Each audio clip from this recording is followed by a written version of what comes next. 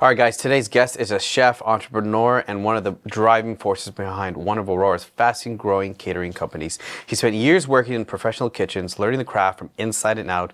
And when the world shut down during COVID, instead of waiting for things to go back to normal, he built something new. The idea became Zest Up Your Life Catering, a company known for creative menus, chef-driven experiences, and bringing restaurant-quality food directly to people's homes, weddings, and events across Aurora and the GTA. From blind testing menus to large-scaling catering events to opening their own deli in town, he's building a culinary brand rooted in creativity, community, and serious work ethic. Today we're talking about food, business, pressure, creativity, and what it really takes to build something from scratch. So sit down, make a bomb meal, and say, yes, chef, because today we're interviewing Chef Michael.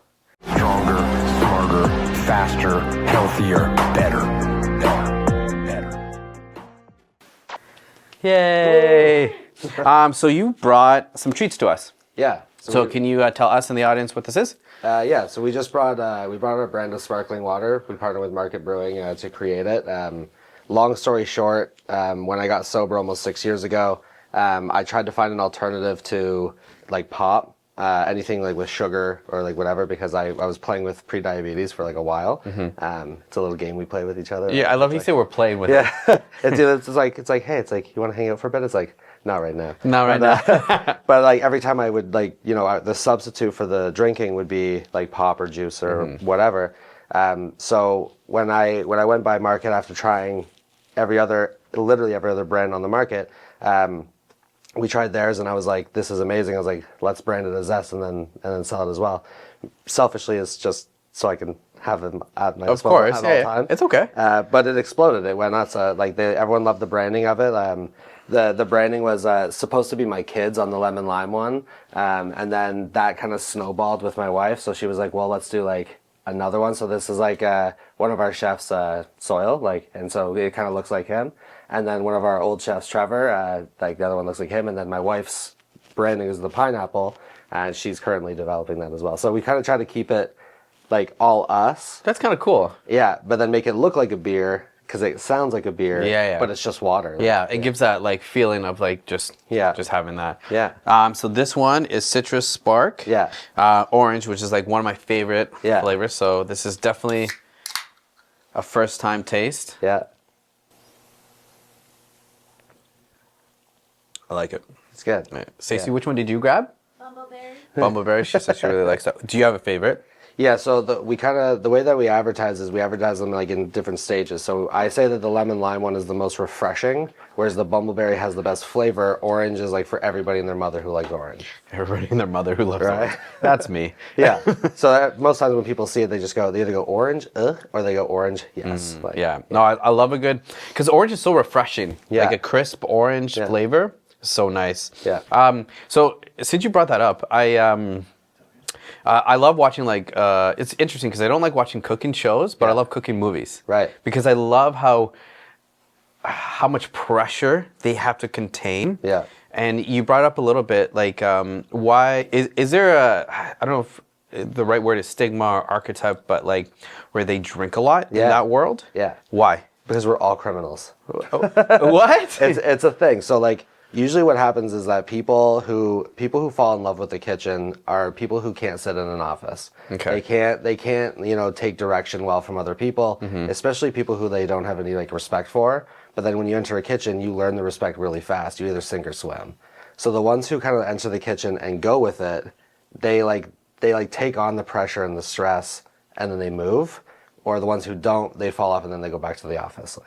Interesting. Does that make sense? It does. I never thought about it like that. It's interesting because I don't know if it really is similar, but one of my best friends is an amazing cook, and he's definitely a low-key criminal. Right. Yeah. He's been in some troubles. Yeah, that's the thing. So no one's ever going to be like, give me a background check for you to work in a kitchen. Never. Like if you walk in with like a face tattoo, you might be like, you're going to wash dishes for a while, but like you're going to end up on the line. Right? Yeah, that's pretty crazy. Yeah. I thought it was just because like it's the atmosphere of like you're with the waiters and the waitress, and you all tip out at the end, and then you drink. No, most people in the back of house, they respect the front of house, but they hate the front of house. Because the front of house will come to the back house and be like, it's so hot out there. And it's like, if you're hot out there, imagine how we are in front of the ovens. And then they come back and they're like, I only made $600 tip tonight. And we're sitting back there going like, did you eat today? I don't remember eating today. Like, Yeah. So it's like we make like, our wage, and then you make your wage plus tip. And even with a tip out every 2 weeks, they make it on like a daily basis. Right? So like there's that mutual respect, but also at the same time, that's why chefs yell a lot at the front, being like, get the fuck out of the kitchen, right? Yeah. Because they're like, you want to go play, nice with the customers, but like, we need to make sure that the food is nice for the customers. And with do you watch much TV or anything like that? Yeah. So obviously The Bear. Yeah. Is that an accurate representation of how that world is? Season 1 is. Okay. So like, no spoilers. So season 1 was like very like cutthroat. Like everyone's kind of like discombobulated. They don't really know what's going on. Like there's no real leadership until like leadership steps in. Once the leadership steps in, it's either like, hey, you're gonna grow with us or you're not. Right? Season 2 goes and they're like, they locked in, right? They keep going, they keep elevating. And then season 3 is just kind of like the recap. But that's like pretty much how it is. It's like, like you have these people who are so set in their ways, like especially older folk, that most people just like don't bother because they're like, they're not going to change. Kind of like how like season 1, everyone's like, we've always done it this way. This was what works. We're not going to change it. And it's like, but it's not working this way. So why wouldn't you change it? Right? Like if you're having trouble keeping the lights on, figure out a way to keep the lights on. And that's what they did. Like, so that's kind of like how kitchens work, is that it always starts from the top, and then some places they hire the wrong chef or they have the wrong people in place. But once that person leaves and then they do find the right person, everything then like sinks in. It always starts from the top. And so, and what about like when it comes to like the pressure of like, because they're yelling at each other, and it seems like at that time within those 6 hours, nothing is taken personal.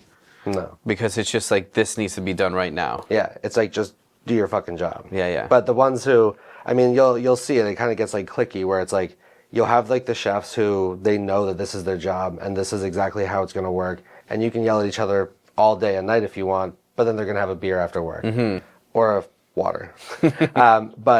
But the ones who do take it personally, like you find that they very fast sink and leave. Yeah, that kind of weeds it out, right? Right, exactly. Yeah. And that's why, like, I try and tell people, it's like, you need to have a really tough skin in this game, because it doesn't really matter, like you're going to have all walks of life come through the kitchen. And not a lot of them are like as, open to like what other companies are and do. They're more of just like, I don't care like what your pronouns are. I don't care what you look like. Like, it doesn't matter. Like, we just need to work. Just fucking do your job. Like, get the food out. Like, it doesn't matter. Like, I don't care if you identify as a plant. Like, if that plant's not on the plate, like, get the fuck, What I mean? Yeah. So like, and that's hard for other people to understand, because they're like, well, no, like, you need to call me this. And it's just like, no, we just need to do the job. Well, if the job is done, we can have all the fun in the world. Yeah. Doesn't matter. Like, but until that happens, like, it's not, no. Interesting. So, okay, so let's go backwards a little bit. Sure. So how did you get into cooking in the first place? So I actually got into cooking. It was like, it's like the worst story ever. So like, Nice. It's the worst but best story ever. So like, so way back in the day when I was a kid, I used to like, long story short, I used to like acquire food from restaurants, and and then we'd throw block parties and like sell the food out, right? And so everyone was like, "This is so amazing! Like, this is great!" And I was like, "Is it? Like, great!" And then so I went to the school for film first, and then I left because I was bored. I was like, "I can't do it. I need to like work with my hands and not just like sit in front of a computer." No offense. And then I always worked in kitchens, like, growing up. So I was like, maybe I can try the chef thing. And so I ran a couple Sunset Grills in Toronto, but it wasn't like I didn't consider myself a chef, but I got the pressure, right? Like I learned how like the pressure started, and was like, I need to be here for a certain time, smash it out, do whatever. So I adapted that and went to culinary school, and then I was like, this is the same thing. Just now I get to be like as creative as I want. Interesting. And then, so have you always been kind of interested in cooking though, in general? No? No, never. Like, oh wow. It was just like a means to an end. Like, Yeah, and then that talent like showed up. Yeah, it's just creativity. So like, it's the same way that like an artist will paint a picture. Like, I want my plates to look and taste like as colorful and as elaborate as I can, without sacrificing like the quality and like what people understand. So like, Like for an example, like something that we can never take from our menu is like one of our apps is called the strawberry bruschetta, and it actually stemmed from my wife because we catered our own wedding and we catered our own engagement party. Not a good idea. She was pissed. Yeah. Very upset. But she was like, I want to do like a strawberry crostini, and I heard strawberry bruschetta. I don't know why. So I was like, let's create one together. So she made a little crostini with goat cheese on it and like sliced strawberries, and I had like, you know, like a focaccia crostini with like, you know, garlic confit, black salt, you know, like a fig goat cheese, the strawberry bruschetta, like, so everything bruschetta made with strawberries, and then like purple basil. And she's like, what the fuck? And I was like, it's the same concept. It's just like I'm a chef, so like I always think elevated, whereas like you just want something that tastes good. So now we've created the same thing. So now when we present strawberry bruschetta to anybody, they kind of freak out and they're like, holy shit, this is great. And I'm like, yeah. Yeah, that's Right? interesting. So your creativity process, do you just like, for example, when I try to be creative with things, I try to listen to music. Yeah. And I try to like do mindless things. Like if I like when we create our content videos or what we want to do for the business, I'll go for a run. And I'll just like let go. Nice. That's how I think I do my creative process. How would you do yours? Well, I definitely don't go for a run. Yeah. There's no way. Yeah. Maybe a jog? No. Light walk? No.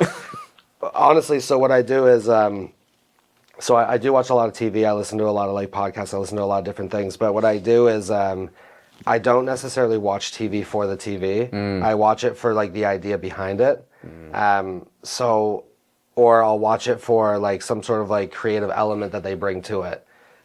So for example, like, you know, I've been watching a lot of, you know, different, I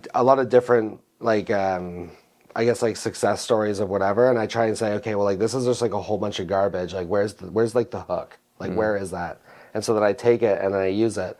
But then I'll watch like an anime and then all the colors are there and then they make a dish. And I'm like, I could probably take what I learned from this and then take this and then throw it into a dish and then create something new. That is very creative. And so you must have had that creativity your whole life. Yeah. With everything. And is that why you want to get into film originally? Yeah. So like, I actually got into film. My wife's gonna be so pissed if she ever watches this, but like, I actually got into film for porn. Yeah. Nice. Every time you start a sentence, it's never what I think it's going to be. It's so bad. Like, my life is my life has been like, I should have just like written like a movie. One sec, guys. Yeah. There's like a cell phone going off, it's picking up static. Okay. So I got into film. So when I was like 10, and this is an even better story. My wife's even be more pissed off about is that my wife and I are childhood neighbors. Okay. So like, and she's 5 years older than me. So when she was 15 and like developing, and she's like the OG plus size model. So imagine me as 10 years old, smacked with puberty, and there's my neighbor who went to a Catholic school, so would walk by my house every day in like a schoolgirl outfit. Like, come on, right? So anyways, so the whole point was, yeah. So the whole point was is that I would be like as a kid watching porn, and I was just like, but it was so amateur. But then I found like browsers, whatever, and I was like, the quality is so much higher. And I was like, why can't the amateur people have the same quality as the professionals? I'll just do it myself. And you were thinking this at 15? At 10. At 10? Yeah. Okay. And so by grade 8, like people, like my teachers were like, what do you want to do? And I was like, I'm going to be a porn director. So I went all through school and I learned like all the film stuff and everything else. Yeah. I went to college and I did event media production at Seneca. And then I finally got like my foot in the door and I started going to like the sets. But then I realized the guy kind of just sits there and he's just... I have to ask, how'd you get your foot in the door? It wasn't like an actual porn set. Oh, okay. It was like the teachers would like throw me into like different like kind of interns. Like, where they were, like, okay. Here's a graduation. Here's like a ceremony or whatever. But I was like, this is what it's going to be moving forward. Because it wasn't like sexual for me. It was a quality thing. Yeah, for and sure. I was like, I don't care. I was like, I'm never going to star in one. Like, you know, but like, but then when I realized it was boring, but I put myself through school like in kitchens. I already had that stress. I had that like mentality of like just get it done. I was like, let's see how I continue that motion.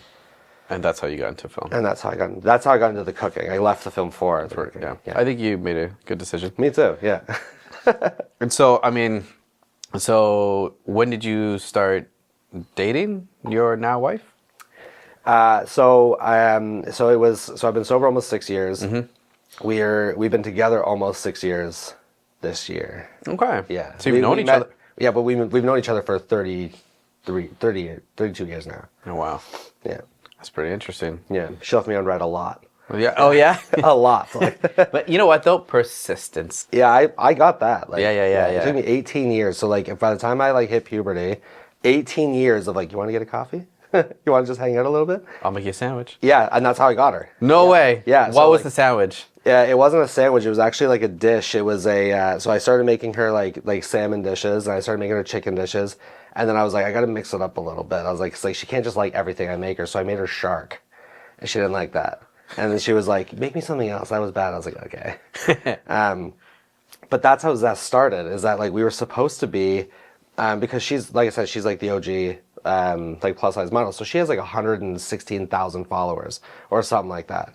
And so we went on her page, and she was like, you know, this is Chef Michael. He's like my neighbor, like whatever. We weren't even together, and she's like, he's gonna teach me how to make something. So we were just gonna be like a YouTube channel, like that was gonna be. It was called Model versus Chef, and then it was like me teaching her how to cook because she is awful at cooking, Really? terrible, like insane. Yeah. What's the best thing she can cook though? Uber?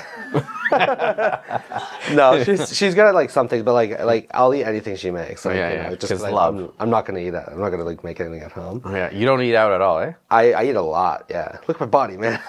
No, but like you don't. Do you order out? Yeah, so like I'll just tell her, be like, order something, do whatever, or like I'll make something like while I'm in the kitchen and I'll bring it home, and then usually I just eat it late night or like whatever. Or if she makes something, I'm like, I don't care what it is, I'll eat it. Yeah. That was a lot. Yeah. That was a lot. Yeah. My next question: what's the fastest way to tell if an event is going to run smoothly or be chaos? The way I do things is that we do everything down to the minute before the event even happens. So we plan out like the weather. We look at 3 weeks out, 2 weeks out, 3 days out. Then we look at like the venue. We do site visits. Then we like talk to whoever we need to. I always know when I'm going to yell at somebody at an event if the coordinator does not get a hold of me at any point in time, or if I get an email like the night before being like urgent, I just delete, like throw it in the garbage. I'm like, because you're no longer the coordinator of this event, I am. And so I'm like, you can take your thousands of dollars that the couple spent and just fuck off. Like Yeah, you got this. I got it. Yeah. So like it's all communication. So, okay, obviously no names, but can you tell us a situation where it kind of went awry and then you had to like bring it back together? Yeah, so this last October, I think it was, we showed up at the venue, and you know, we were kind of looking around, we're like, there's not enough chairs. I know that because I ordered them. And I was like, where are all the chairs that you need for the ceremony, which is supposed to be with the venue? And the coordinator was like, I thought you were getting them. And I was like, no. I've been talking to the client now for like a better part of a year and a half, so like, no. So we had all of our guys take all the chairs outside, set up the ceremony outside, then as soon as the ceremony was done, bring the chairs all back inside and get them started. So because like I've been talking to the client for so long, I know exactly the timeline of what's going to happen. So when I'm getting the apps ready for like the couple, she goes, we can't have any food outside due to wildlife. And I was like, this is a ski resort, and I don't know who you are. So like we need to like, you know, adhere to my plan. And I was nice about it. Yeah, you're just direct. Yeah, until I wasn't, and I just told her to like fuck off and leave. And I found the bride, and I was like, from now on, I was like, you just need to tell me and my guys because like she's useless. Like, Yeah. And then everything went back on track. Okay. And what's like the craziest kind of like menu that somebody asked you to make for their wedding or their event? We had a gluten-free, dairy-free, halal, gluten-free, dairy-free, halal, vegan wedding that changed the wedding day of because she started a new diet. So then she couldn't have certain sugars, certain nightshades. She couldn't have like garlic, but could have garlic essence. She couldn't have like too much salt. It was a nightmare. Do you remember anything that was on that menu? Yeah, so like we gave her so we had 3 different tastings of all different vegan, gluten-free, halal meals. And then so she was like, and every time she was like, just do whatever you want. It's fine. She's like, I trust you, do whatever you want. I was like, great. So then I did whatever I wanted, and it was like awesome. All the guests loved it. But then the bride and groom comes up, they're like, where's like the one from our first tasting? And I was like, what? And I can't even remember what that was. It was like a chickpea, like, you know, something, whatever. But I was just like, I don't know what you're talking about. She's like, my sugar's gonna crash. I needed that dish. And I was like, here's a chocolate bar. Like, See, being fat has its perks. Like, Yeah. I always had candy. Like, You always have something. I was like, yeah, have some sugar. Like, you're good. So she was kind of pissed at first. Like, the groom didn't care. He loved it. Everything was fine. Yeah, I But was just trying to get through it. I just tell him, just show him, man. Like, you're good. Like, You're good. There's always one. And have you ever had to make something like on that day to change it up? I always try and change things up like on the day anyways, because Okay. as I grow, like menus grow, and like I find certain things. I have different distributors that give me the new stuff, and I'm like, this would be so cool if we do this now, and they're like, it's the day of. There's no way, like we're not doing that. Yeah. But no, we've had to pivot a couple times, like and just kind of like throw things together and do whatever. But like it's always documented and like done. So even if it's like a slight change, like we're already ready for it. And your recipes, do you keep them somewhere? Hell no. No? You just No let way. them fly? Oh yeah. And then, do you do that out of just the challenge, or did you do that in the sense of just like, I don't have time to like write these down? No, I actually when I was growing up and I kept seeing like the chefs who would write down recipes and stuff, I used to like take pictures of the recipes, and then I was like, I can probably do this better. And so I was like, I don't want someone doing that to my stuff. You know what I mean? So I was like, I'm gonna hire some kid. He's gonna come in. He's just gonna like take my book one day and leave, and then I'm gonna lose all of it. So what I do is like I just kind of like have my set, and then like I have everything else that we do. I have like copious amounts of cookbooks or whatever else, and I scribble in them and do whatever. But I leave those like in my own personal thing. Yeah, fair. Yeah. So you've worked in multiple kitchens Yeah. before starting Zest. What kitchen shaped you the most? So I have 5 mentor chefs. I wouldn't say it's the kitchen itself; it's the chefs that kind of Okay. molded me. So there was Urban Dish in Barrie, which is fantastic. It was probably like the best place that like you could have learned like the fine dining meals with like in such a small area. It was fantastic. It was great. And then there's Brick and Fire in Bradford that's still up and running, and like the best people, amazing. But like, so Urban Dish taught me fine dining. Dave, the owner of Brick and Fire, taught me timing because he can just smash it out. Johnny in town here at Food in Motion, he taught me the catering side. And then I had Ash from Barnstormers, who taught me the cleanliness of a kitchen and like how everything needs to be. Like, it doesn't matter like if it's like, you know, you just take 15 minutes and just clean, like make sure it's done. So they all kind of taught me something different that I've molded now into like what I do. And then that's what kind of like brought Zest into like where it became. That's interesting. And did you seek out these mentors, or it just kind of happened? No, when it you just work- kinda happened, When yeah. you worked with them. Oh, and my first mentor was Nick, and he taught me like the basics. Interesting. Yeah. So when did like cooking stop becoming like a job, but more like a calling for you?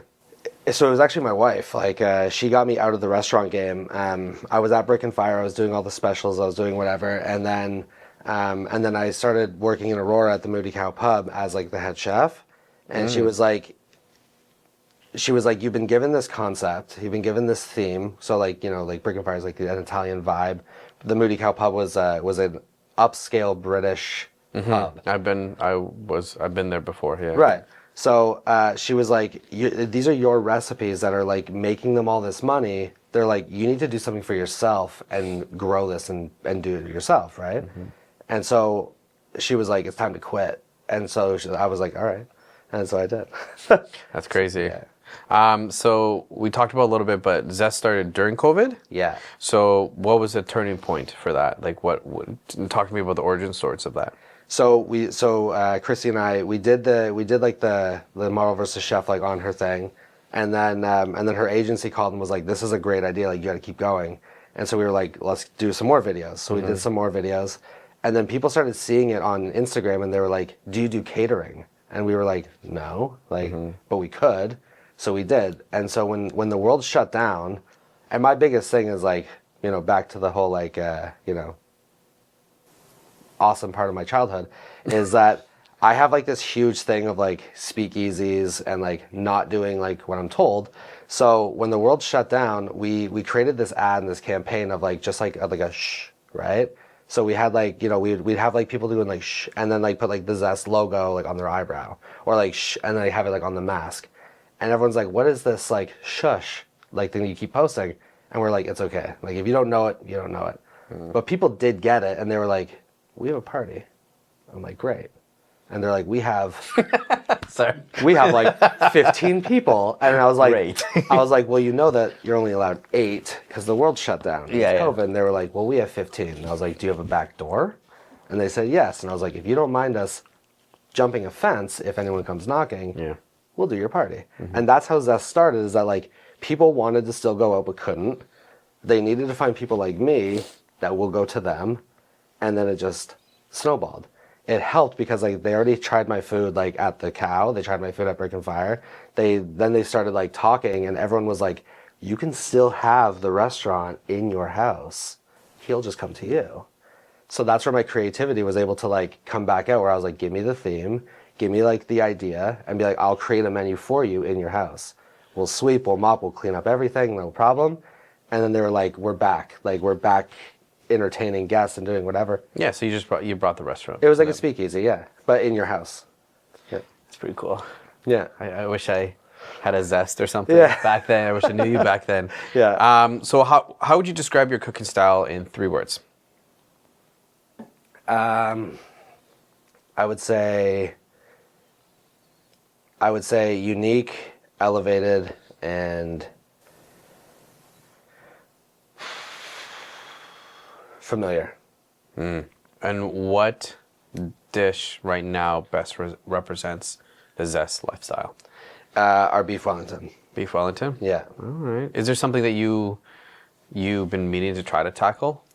We're trying to figure out like different cooking styles, because we got known for going to the places that don't have kitchens, so like the barns and like the middle of the field and whatever. So like it's something that Johnny taught me, was like the hot boxes and the Cambros and whatever, like they can hold food for like up to 4 hours, whatever.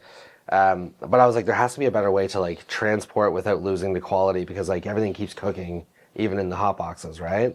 So I was like, if you show up and it's under, they're going to be pissed. If you show up, it's over, they're going to be pissed. So we're trying to like figure out a way without like adding a bunch of chemicals to everything, to be like, let's like cook, seal, vac pack, quick freeze, whatever. And like, we're getting there, but like that's our challenge right now. Interesting. Yeah. So I read a little bit about your blind tasting menu. Yeah. Tell us a little bit about that. What is that? So that's where so that's like the speakeasy thing. That's like where it started. So like, so guests would call us and be like, we want steak, we want chicken, we want a fish, we want whatever. And I'm like, perfect. And then they're like, but we want a strip loin, we want a tenderloin, we want a salmon, and I'm like, okay, so you know what you want, no problem. I can't be creative that way, right? I like you've literally handpicked what you want. So now when I say we're gonna do a blind tasting, so they'll call me and they'll be like, it's my dad's 60th birthday. He's a meat and potatoes kind of guy. That's all he wants. Go nuts. So I'm like, perfect. So he's probably not going to want like a tartare, right? Yeah. But he's probably going to want like a big ass tomahawk steak. Awesome. So like we bring out like huge tomahawk steaks and we like slice it in front of them. And we make them the show. Then we like throw a bunch of like mini reds beside it. Then we do the Dauphinoise. Then we do mashed potato. Like everything is like a meat and like potato like for each dish. So there's smaller plates, but then they get like one entree plate. Nobody ever leaves hungry. But like it's always a theme, and it could be something as like simple as like, they love to snack, they love seafood, they love Lindor chocolate, and then all of a sudden it's like perfect. So like it's like a snack sized like seafood like option where it's like each one starts, and then the dessert is like a Lindor chocolate mousse or something. We change her favorite thing. So when they eat it, they go, it's different, it's unique, but it's familiar. Like I know what this is, and that's how like people go like, it just makes sense. It like tells a story. Yeah. That's interesting. Yeah. And then how do you balance creativity with consistency with like such large catering events? The catering events is like where I don't get to be creative. That's like, it's very like, it's almost like factory work where it's like, you're going to try this is the recipe, this is how we're going to do it. It's going to be the same day that you taste it, same time you're going to try it. But the blind tastings, there is no consistency. I want everybody to have something different every single time. Because I don't want people running around being like, I had the blind tasting menu, what did you have? It's like, I had like the beef tenderloin. It's like, what'd you have it with? And it's like, well, I had it with the béarnaise sauce. I had it with the chimichurri. I had it with the garlic confit. Like, oh, he vac packed it and quick seared and threw it on the barbecue, and like everything is always different. And then that way, like everyone has a different experience. It's unique, but then they're also telling everyone you're not going to have the same thing. Interesting. Does that make sense? It does. Yeah. How do you deal with all this chaos? I mean, before, I would imagine it was alcohol. Yeah. And Well, before that was drugs. okay, so before Yeah. that it was drugs. Yeah. And then did you just stop doing drugs? Yeah, so I used to do all like the really fun drugs, like meth, and then I know, right? And, and I know you're like this guy smokes a little bit of weed. No, I did all like the really fun, like like psychotic stuff, and then I was sitting around like my little drug den of people, and I just was like, we're not gonna do this anymore. But what made you? Well, A, because everyone owed me money and I couldn't remember who owed me money. So I was like, I think like something's happening with my brain that I can't remember. Plus, like, I thought people were like outside my house all the time. And I was like, we're going to not do drugs and we're going to drink. And they were like, why? And I was like, it's legal. We can go to the store and buy it. I don't need to like meet like, like this weird dude with like a shank under the bridge to like get drugs. We can just go to the store. Yeah. And everyone was like, makes sense to me. So we did that. And then like when I got sober, like everything, like something kind of like switched where like I don't sleep very well now. So like everything just kind of keeps rolling. Like there's no like, it's like the drugs and alcohol were like an inhibitor. Like there was like a blockage. And now that there's no blockage, like it just keeps rolling and keeps going and going and going. So I don't sleep very well. So I take like the chaos and I just kind of like continue it. Don't you think that's a bad recipe for like Yeah. disaster? And Yeah. I know pot meat kettle, but like Yeah. I Like- do crash. Like I'll be up for like a long time and I'll get manic. And then but I kind of start like figuring out the patterns of like when that starts happening. And then I crash for a bit and then like I come back to life and I'm like, okay, like let's keep going. would you say like you're pretty self-aware then of your like Yeah. yourself? Yeah. Like I know like what works and what doesn't. And I know like when like the idea when I'm sitting there going like this idea is like really good. Like this is gonna be it. And then I'm like, it's time to go to bed. Oh, okay, fair. Right. So, but what made you want to be sober? Well, I had to. You had Like, to? Yeah, there's nothing like everyone who's like, oh, you're sober, it's so great. No, it's not. It's not. Like there's no one is like, I wish I could just go home and like have like a cold pop after a hot day. No, never. Like, and even now, like I find that like I have a lot of stress on my shoulders, but I can't get rid of it. Because I can't smoke weed, I can't like, I can't drink, I can't take pills, I can't do nothing. Because if I do, I'll get addicted. And if I get addicted, then I'll sell it. And then all of a sudden we're back at square one. Yeah, I'll sell it. So hilarious. like, so I just kind of chill with it. And then I put my time into like different activities that like won't kill me later. So when you've had such a stressful day at the restaurant and such a stressful day at catering, and then let's say you and the missus maybe are not communicating the best way you should, Yeah. How do you recenter yourself? So like what happens is like if I get home, usually it's like super late so everyone's sleeping anyways, which is great. If I am like still awake, whatever, like I'll lay down and I'll throw on something on the TV, and then I'll just like kind of like reprogram the day and just be like, hey, like what did I do? What could be better? Whatever, and then I can like store it. And then if I do get like 5 minutes before I pass the fuck out, then I'll just play video games. Yeah. Yeah, then that's your. And that's like my. And when you wake up in the morning, you're like, okay, you feel like I took time to like rethink what I got to do. No, Never. no. It's always just like I wake up in the morning and I'm like, okay, what's the agenda today? What's the next thing that I'm doing? When's the last time you felt like at ease? I just got off a cruise. How was it? So that's kind of the thing, right? So it's like I'll book a cruise or I'll book like a time away, and then I'll just work like until I die, and I'll work until like the last like minute before I walk onto a plane, and then the second I get on the plane, like the phone's off, and that's like when I get to like finally kind of like chill. But unfortunately, because like I'm brain dead, I bring my kids with me on like the cruise. So I'm sitting there trying to like relax, and I'm finally like, at ease, and I hear like my kid be like, "Watch me cannonball on this kid." I'm like, "Fuck!" Like I'm like I can't just like relax it because they're here, but then I won't also relax if they're here and they're not with me, because then I'm like, "What the hell are they doing?" Like, Yeah. And you want to spend time with them, obviously. yeah. Yeah. So Well, that's crazy. yeah. So what does being an Aurora-based business mean to you? So this is the best one. So like when I first started in Aurora, I noticed a pattern. And the pattern is that everyone is so hungry for change. Everyone wants change in Aurora. They want new food, they want new drinks, they want new atmosphere, they want new something, right? I'm just talking hospitality wise. I'm not talking like, my blue bin is too big. Like, who cares, right? Like, fine, who cares? But because Aurora is so like old, nobody can do that change because they try, and then people freak out and they go, like fuck, like I can't eat that because I'm not used to it. So that's when I'm like, I need to try and figure out something to like be different but the same, like unique but familiar. And then so I've been trying to elevate Aurora for like a while now, and it's like little things that it's just bring it up. I think Aurora is such an amazing town because like everyone around is like they're genuinely trying to help each other, but they don't want so much change that like it like inhibits them from like moving forward. You know what I mean? It's like people are more willing to like drive to Toronto instead of like staying in Aurora. But now that Aurora is growing, like I feel like people are kind of starting to get that mentality of like keep it in-house, even though like you have all the people who are still kind of like coming into Aurora to make it bigger. I think we just need to make Aurora better. Interesting.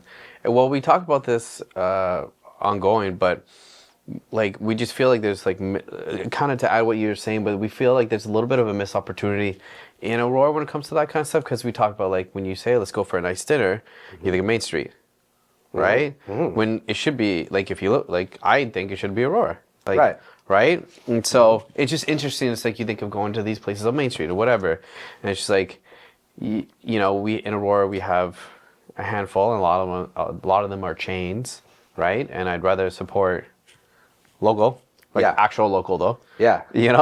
Not just chains. We did that. We tried. We did try to do that. Like, and I'm not like talking shit at all. Like, but we made a bid for like the Armory, right? And this is public knowledge, so like I'm not talking shit. I promise. Like, you can go on the town website and see our bid and everything else. But it seemed like to us, like it seemed like to me, and like everyone around me, I assume, that like money is just such the biggest factor in everything, that like it doesn't matter about like the little guys will never be able to catch up, because like the guys who have money already have it, and then they're going to use it, and then to elevate that, right? So not even just that space, like Slabtown's great. Like I spoke to Marco, and like even when we were like bidding and everything, fantastic dude. But it's like if you're in like Stouffville and you have a location there, but you have businesses in Aurora that like want to utilize the space, why not? Like why not like keep the Aurora people going? I agree. It's like a $4.2 million building. Like obviously there needs to be like other things other than like you're in Aurora to like get it. Yeah. I get it. But like when you have a proposal like we had, or even Fishbone, like Fishbone put in a thing. Like Fishbone is like kind of like considered a chain now, I guess, because they have like the Fishbone on the lake, yeah. But like it's Aurora. Like he is an Aurora-based business, so like even that would have been like something to like make our town better. And then you keep it in the town, right? So like let the people come to us instead, but don't let them stay here. Like let them like experience us, right? So that's why like in the deli, like this isn't like a promo, but like that's why in like the deli, we call it like a front, because like we're a catering company. So if you walk into the deli, we get hate for this all the time. On our shelves, like we have like stuffed animals that are like local made. We have press-on nails. We have candles. We have like, whatever. Like, but it's all local businesses. We have a lady who like put her wall art up on the wall, and it is like it's all local businesses. Like we don't charge them to be there. We're just like, this is our space. Use it. Because you're local, right? I was like, if you're in Newmarket, find someone in Newmarket. Yeah. Like, it doesn't matter. Like, like there has to be some sort of like separation. Well, actual community. Yeah. So that brings me to my next question. How important has the local small business community been? It's good. It's like it's going to be like the most controversial thing I'm going to say, probably, hopefully not. But like the small guys can't compete with the big guys. So even if they want to try, they can't. Right? The profit margins are too small. They're trying to get their name out there. They're trying to do more. So if like, you have like these big companies or even these charities, and they come up and they're like, can you donate to like our cause? And then you have people like you know like the slab towns and like the localities and whatever, like the big names, and they're like, here's like a $500 bill to our thing, whatever. The small guy's like, I don't have $500. Like I'm literally like keeping my head above water, right? So like, but what they can do is they can do the referrals, and they can like be like, hey, you know, like I worked with this guy, he was so good, tell 20 people. Hey, I worked with this guy, tell 20 people.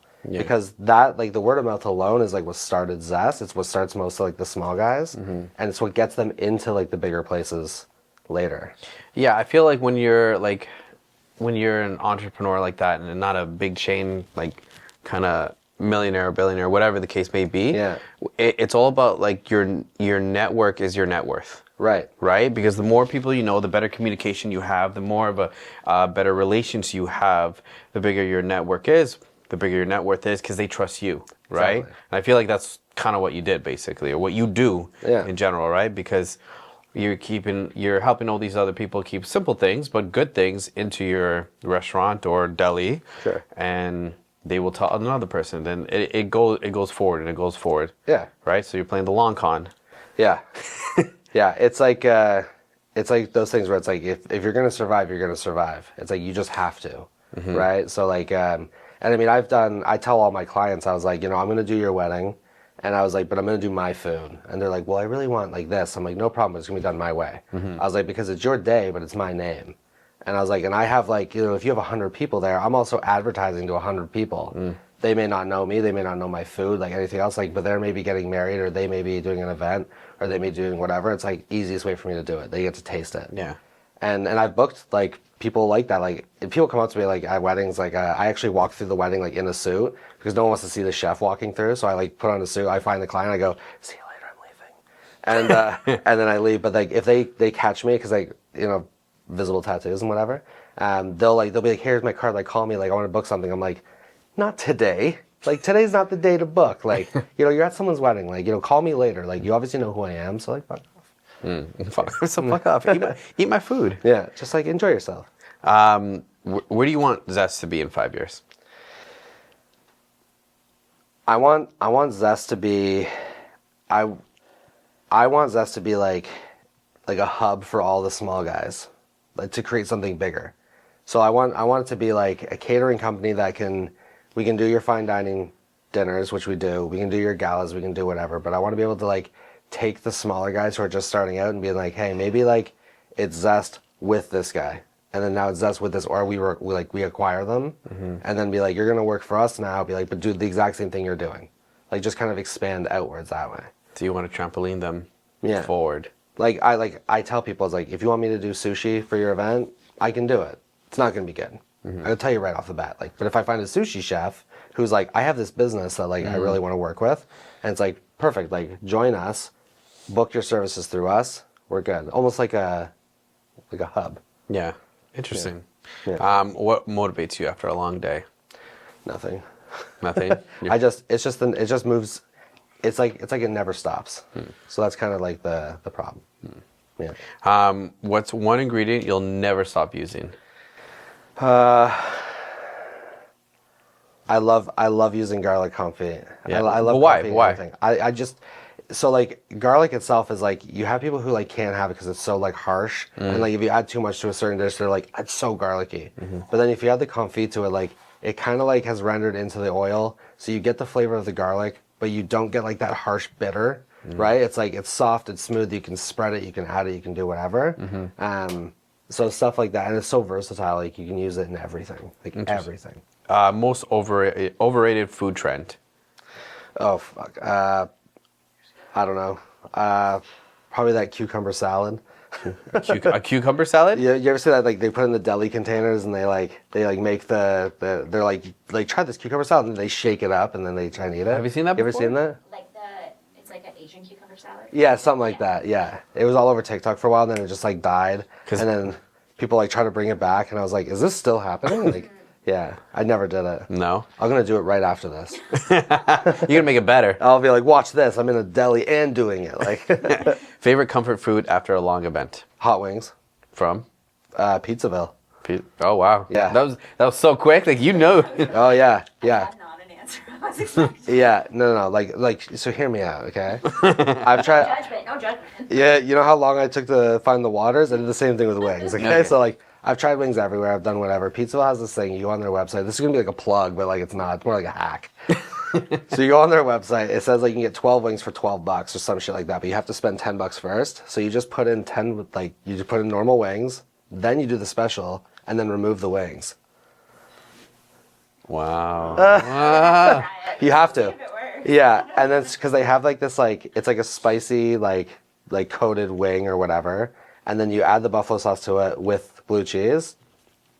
Game over. Game over. End of the day. Then you throw on some Fortnite. Done. Fortnite. Dream celebrity you would like to cook for? I don't really none. I don't None? really care. None. No. So here's the problem: is that I went to I won't say the name, but I went to a famous chef's restaurant In Toronto? in Toronto. Gordon And- Ramsay. No, I'm just joking. Close. Fuck it. I'll just say who cares. It was Sous Lee. Yeah. And so he has this 17 ingredient salad. That's like what he's known for. Oh my God. So sorry. Yeah. Vito. So Yeah. excited. I love it. Vito goes. One of our members goes to that restaurant. Yeah. And he loves Oh, he did. He showed that us the video. salad. He's like he loves that salad. Yeah. Rip it apart. Fuck that salad. I'm just joking. So tell me what you're gonna say. So here's the problem. You go to these restaurants that are like Gordon Ramsay, the Yeah. Sous Lee's, the whatever. You're paying for the name of the guy. You're not paying for the food. So when I sit there and I'm like, fuck, 17 ingredient salad, and I was like, it all just tastes the same. It's a salad. Like, what is so special about the salad? The food that comes out is pretty much the same because they're chains, right? The name of the guy has now expanded so much that like Gordon Ramsay's not cooking your steak. Yeah. Right? It's like some, Sri Lankan dude in the back. Like, it's some 17-year-old kid who's like he just smoked a joint out back. He came back in and he's like, where the fuck are the polenta fries? Right? And it's Yeah, like, yeah. no problem, chef. So like you're just paying for the name. So it's super expensive. I've And then heard. and a lot of them are fake on TV anyways. Like Gordon Ramsay apparently is like the sweetest man on the planet. I've heard this actually. Yeah. So it's like I have no idea who the fuck these people are. So if I like cook for someone, I'm just like, okay, like this can be great. I did want to cook for Betty White one time. You did or? I wanted to cook for Betty White. Why? I actually wanted to bang Betty White a long time ago, but then she died, and I ruined a wedding because of it. We're gonna have to go way Yeah. back. So how'd you ruin the wedding? She died. The couple said I do. It was a very small, like 8-person wedding, just starting out. She died. They kissed, and instantly from the back, I was like, "Holy fuck, Betty White died!" And they were like, "Oh my god!" Like, yeah. So that was a problem. I feel like Betty White would have gave it to you though. I know. That would have been nice. Yeah. I wanted to the thing was like if we fucked and break her hip and then she died, I'd be the one who fucked Betty White to her death. To death, yeah. So that was a lot.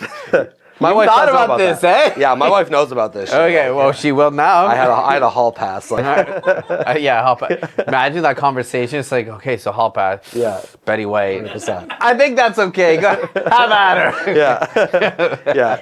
Damn. Yeah, You played my wife the- doesn't get that anywhere. She doesn't get that. Never. No. No. Well, you don't either because Betty White's dead. Exactly. Like. Rest in peace. Yeah. I'm sorry, man. Hardest dish to execute at scale. Either eggs or steaks, because everyone and their mother has their own preference. Yeah, that's true actually. Yeah, because you like, so like you get people who like they're like, I want a carving station. I love people like this. This is the fucking worst people. They're like, I want a carving station. I'm like, no problem. And then they come. No, through, I hate these people. No problem. Yeah, well, because I'm not standing there. So like they walk through and they're like, this is too rare for me. I'm like, no problem. So we move down the carving, like the line. We cut another piece. Oh, this one's a little too tough. Bitch, like just get the meat and go. Like, you know what I mean? Like, it's like you're not gonna get your perfect one. And then, or like if you have to actually do like actual steaks, you're putting on a plate. Then I always just do medium. I tell them, like, you're gonna get medium, and they're like, well, I want mine more rare. I don't fucking care. Like, I can't do 150 of like individual choices, Yeah, that's pretty crazy. right? Or like Same with eggs, I guess, right?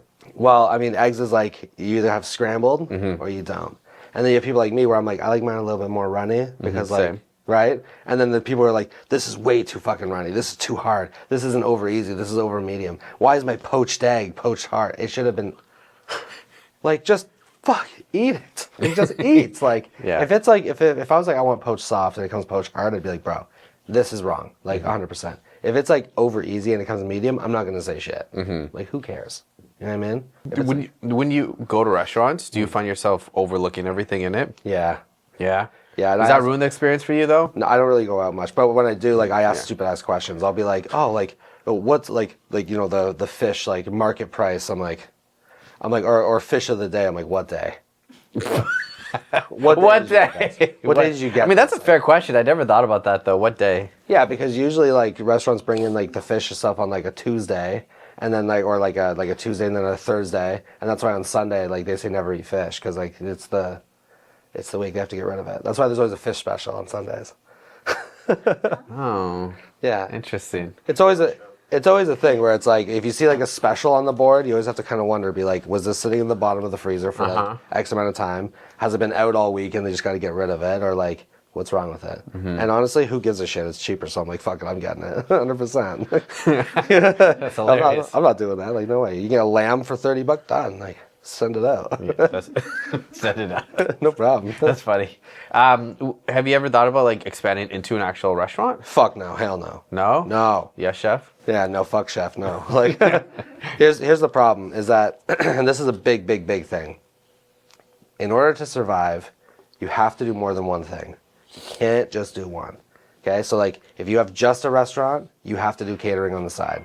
The restaurant will be the bread and butter, but you have to do a little bit of catering. Because if the restaurant doesn't work, you're fucked.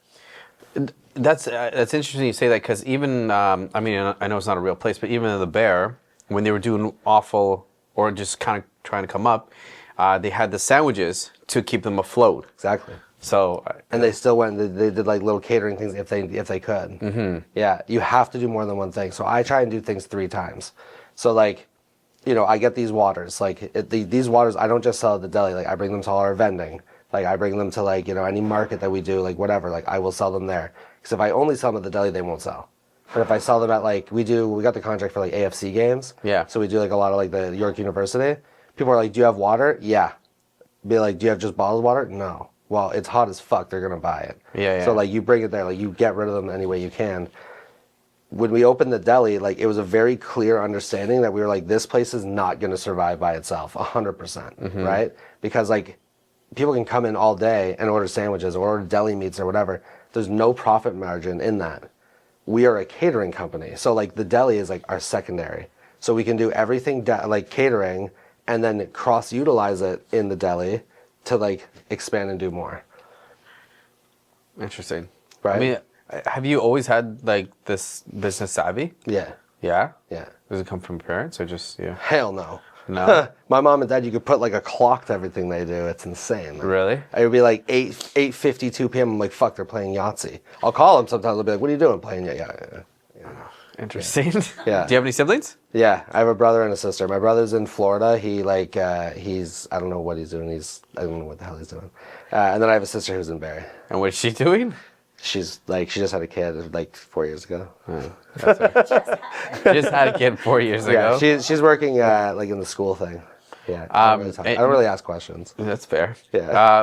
And you have kids, right? I have 2. Yeah. So, is it like kind of fun to like cook with them? Yeah, so I actually bring my oldest, like, so we do like concerts in the park, like here in Aurora, come out. But I'll bring my oldest with me. He's like 11 now. And so I'll put him to work. I'll be like, you need to stand here and cut pizzas or like take cash. I was like, and if you fuck up the cash, you're back on slicing pizzas. So he's good. Like, I think he's going to be a chef when he grows up, only because like he likes the power. He's such a dickhead. Like, yeah. Wonder where he gets that from. I know, but like he comes in, he likes You just can. yeah. He'll come into the deli, he'll come into the kitchen, whatever, and he likes like how, you know, I just kind of like, I tell people what to do, but we all have fun. Yeah. And like we all get along very, very well. And I think he really likes that. But then he also likes when I yell at people, and he's like, damn, like you can just yell at people and do whatever. But that mentality like goes like far past the kitchen. Like Yeah. I walk into places like I own the place anyways, and if anyone asks, I'm just like, sorry, no, I'm the chef. And they're just like, okay. They're like, did someone order food? And I was like, I don't know. I'm just here. Like, you know, just walk in. That's interesting. Yeah. And then what about your other child?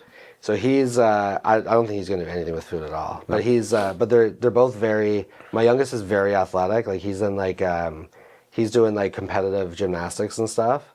So he's just like built different. He's fucked. He's crazy. Fuck. He has like zero fear with anything, but he doesn't really like do like the food thing. Like if I say like we're gonna go to the deli, like I literally have a futon at the deli that I sleep on because we smoke our own meats and like pickle all our own shit. And I'm like, I'm not gonna leave when I'm smoking something for like 14 hours. Like there's no chance. Yeah, that doesn't make any sense. So he'll just like, so I have like a TV there, so we like play on the Switch and whatever. So he'll just be like, hey, if we're going to the deli, I'm just gonna play on the Switch and like play Mario Kart or something.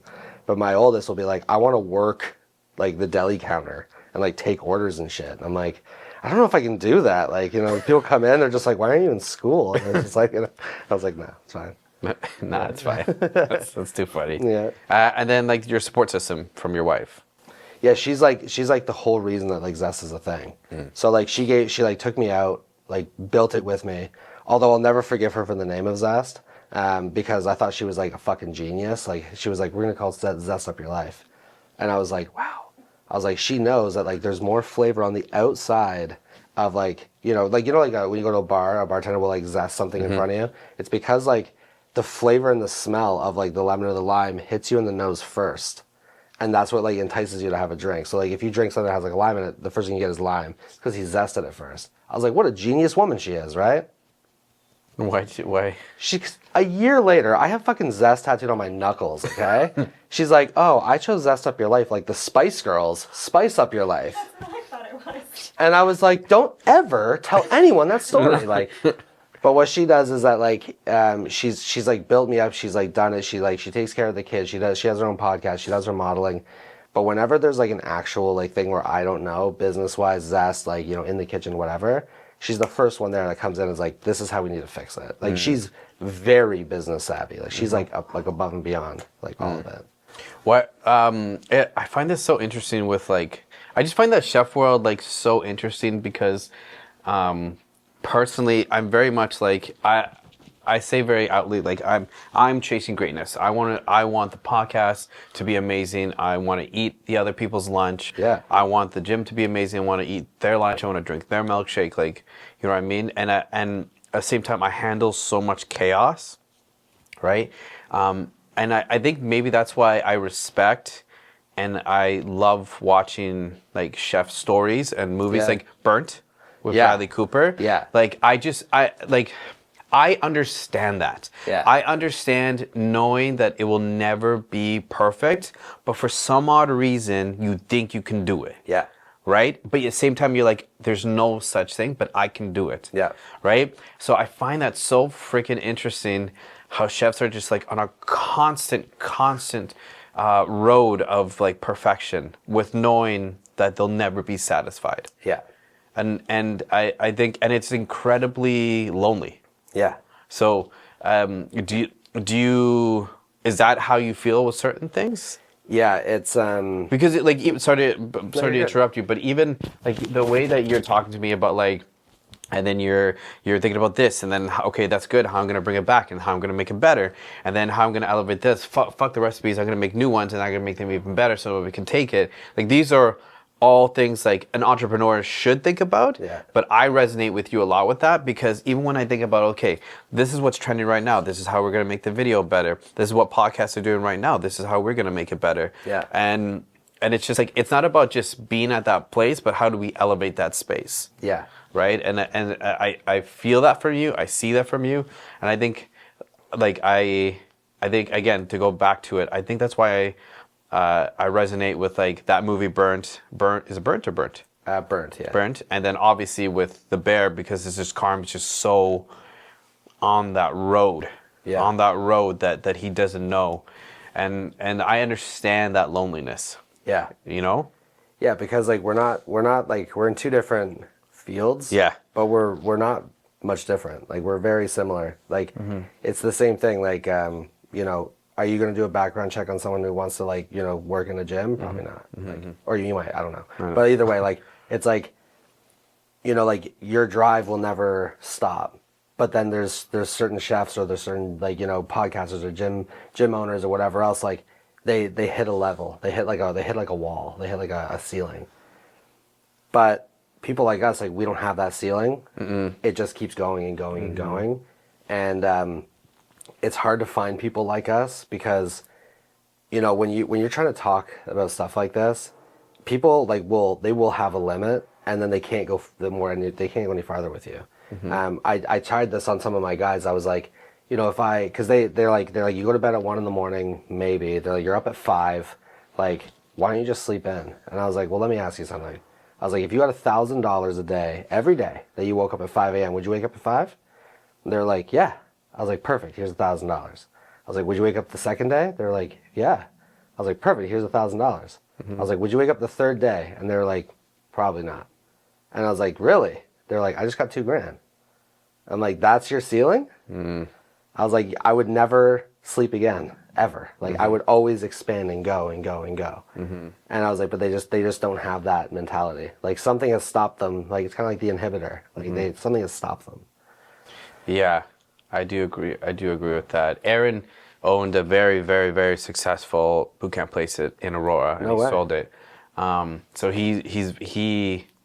I mean, I'm not going to say his numbers, but he profited profoundly in the first year. Right. So like, can you talk to how you feel that excellence of grind, hustle, like how people don't understand that? Yeah, well, because I grew up in it too. Like my dad was an entrepreneur, my mom ran the horse farm, like she was an entrepreneur, and my brother has a successful construction company. Nice. So I like you think everyone thinks like that, but they don't. No. Right? And it is like when you see that, when you run into somebody that's not like that, it's kind of almost surprising. Yeah. Right? But my question is, like, we were just talking about hitting that ceiling, like always going, like. And that's exactly why you stopped drinking, though, right? Because you didn't do that with that. Exactly. Yeah. Well, I quit drinking because it was either that or I was going to kill myself. So like, that was like the thing. But you're right. Like it was because like back then, like when I was drinking, like the ceiling was very, very, very small. Like my goal was like maybe get a 1-bedroom apartment and then just survive, right? Now like I have like a house, 2 cars, dogs and shit, whatever. Like it's like that ceiling like so far broke that like I'll never be. It's almost like the floor, right? But people don't think that way. No. Yeah, it's crazy. No. I find in Aurora, like there's a lot of like that's what I found with the studio. A lot of our clients are people like us. Think that, like that. Yeah. You know, but where I finally saw like the other mindset was actually trying to help. So when I try and help other small businesses. Yeah. And there was a quote from Alex Hormozy, I think, because he said like he tried, I think, starting a business to help small businesses grow, and it's like they're a small business for a reason. Exactly. Yeah. Right? Because it's the mindset and to grow and like to push through the ceiling. Yeah. Is in there. So I was in the Aurora Legion for like 5 years. That's like the kitchen that I used. We made a deal. I helped them. They helped me, kind of thing. But now that I have my own place, I reached out to a bunch of different people, and I was like, I want you to come in and use my certified kitchen, right? I was like, not going to charge you. I was like, but we're going to grow together. And I'm not going to say any names or whatever, but it was so weird because they were like, it sounds too good to be true. And I was like, it's not too good to be true because we're going to grow together. Like, I'm going to put you here. I'm going to like, you're going to vend here. You're going to do whatever. I was like, you're going to like be a part of like my team, but you're going to be totally separate. Kind of like how like what I wanted. And the response was, whoa. They're like, I don't really want to like overwork. As soon as I heard that, I was like, I beg your fucking pardon? What do you mean overwork? Like, I was like, do you have more time in the day that I don't know of? Like, but I was like, if you have like 18 hours a day and you're not like filling it with something, then like, what are you doing? Like, yeah, agreed. Self-help and like all that shit as well. Like, I agree with that. Like, if that's like an hour or two in your day, great. I was like, but if you're just like, I don't want to work, that's crazy. Yeah, I mean, even Stacy is a teacher. Yeah. For multiple exceptionality. Okay. So, like, it's funny because people are like, oh, aren't you tired? You work all the time. It's like, Stacy works way harder and longer than I do. At least I can take a 45-minute nap. Right. But she'll work all day and then come here. And it's funny. So in the summer, it's the only time her and I will, like, actually kind of take a break. Right. Like, I'll go to Ottawa with my wife Nice. and my kid to see her family for, like, literally I'll go for 2 days. Yeah. And then I'll come back to go to work. Nice. And Stacy likes to go on a trip with her mom, whatever. And people are trying to schedule things with her. Yeah. And they're like, they're not really understanding how busy she is. right? Because they're like, oh, what about this weekend? What about this weekend? And like, I'm sure, actually, I don't even know, but like for the gym, there's seasons, right? Yeah. So for example, everybody thinks that that January is the busiest. But the way that it goes is January is actually the slowest because nobody has money. Exactly. Right? Yeah. February is busier because everybody paid off their credit cards and they haven't gotten to their goals. Yeah. And then March, January, February, March. March is a little bit busier. April is a little bit busier. May is the busiest because summer's around the corner. Right. All right? And then June is pretty busy. July is pretty busy too. And then August is a dead because Yeah. everybody gave up because they haven't really got to their goals. And Yeah. then also they're just like going to colleges and stuff like that. Yeah. But at that time, that's when Stacey and I do as many as podcasts as possible. We have to plan what's happening in the next 4 months. What are we doing? How are we going to change? Where are our numbers, right? So it's like we can't really like just sit down and be like, let's have a mojito. Right. Right? Yeah. Or like, one of these bad boys. So it's so, does your business have seasons like that? Or is it just you go? I feel the business I feel that like catering and like the business itself as a whole has those seasons. I just don't. Because I have this stupid thing where I try and create my own work. So like I bought like a pizza trailer like 2 years ago. We called it Guido's. It was like, Dude, amazing pizza. Amazing. but I ran into a problem. Okay. Because I was like, I had this trailer, I had a partner, I was like, we both can't be there all the time, whatever. So the trailer wasn't generating money because like we need someone to run it. As soon as you put in another body, you have to pay the body, you have to pay all the shit, whatever. So we said, forget it. We're like, we need to do something else. So we went to Miami Farms and we rented a pizza trailer, and I was like, this thing is amazing. I was like, fuck this one, bought this one. Yeah. So now Guido's is on the road. So now like wherever, that's how we did concerts in the park, whatever, right? So like we did that. We did like we started like a lunch service in the Legion, like called like the Bistro 385. And so like in the slow season, like the January, February, March, like we were still busy, we were still doing whatever. Now that those things are gone, we are now busy from like April right through till like October in straight just weddings. Wow. And then like that's like weddings, AFC, like down at the Harbourfront Toronto, vending, markets, all this shit. It's like almost like a daily thing. And then like November, December kind of slows down a little bit. It's like Christmas parties or like whatever, but like the bundles. But then from like Christmas to like March, it's considered dead. But that's when I'm just like, I'm almost like the busiest. So I'm like, I'm booking tastings, I'm getting everyone ready. Yeah. Because all these other people are like, they're now doing their weddings the next year. They need to get ready. So I'm like, let's get your deposits in, let's book, let's do whatever. So the cash flow never stops. Yeah. It just kind of gets like, it just kind of. Well, you have to keep the funnel going. Right. Right. You always have to. The Yeah. thing is, the time. I don't remember who said it too, but the time that you're the slowest is when at your job or your career or your business is the time you should be working the most. Yeah. To push everything out faster, better. Exactly. Yeah. Yeah. It's so stressful. It's insane. Like we did 3 tastings yesterday, like just back to back to back, and then today I was like, maybe we should chill, and they were like, my assistant's like, you can't chill. They're like, you have the podcast, you have the people picking up the bundles. They're like, at 3 o'clock you have another meeting, you have the thing at 7 o'clock, and I'm just like, fuck. I was like, what am I doing Monday? And she's like, well now you have to, and I'm just like, okay. I was like, no problem. I was like, because I know like there will be like a little bit of a lull Yes. somewhere, and I was like, but whenever that happens, then I'll just play Fortnite. Yeah. Okay. Back to the Fortnite. Love Fortnite. Love it. Okay, brother. Last 2 questions, and we'll bring this home. Sure. Describe yourself in 1 word. Tired. And what does alpha mean to you? Alpha to me means somebody who's willing to take the necessary steps that others won't. That's what it means to me. Like in every aspect you can think of. I like that. It's like pure leadership. Okay, so let's do some plugs, like where they can reach you, social media, your wife's social media. Yeah, so you can find us on Zest Up Your Life Catering, the deli _Aurora. My wife has her podcast called Blonde Highlights. It's amazing. It's her in LA, and then her Instagram is Chris Yo. She's like the driving force. Couldn't do it without her. And then any sort of like inquiries or anything that anyone needs or wants for any sort of catering, you can go to our website, www.zestupyourlife.ca, and I have an 8-minute response time. I do. I don't sleep.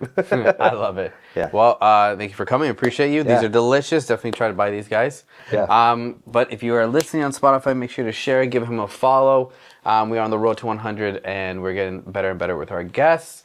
Also, if you're watching YouTube, like, share, comment. You know how it goes. Help us out. We love you. Ciao.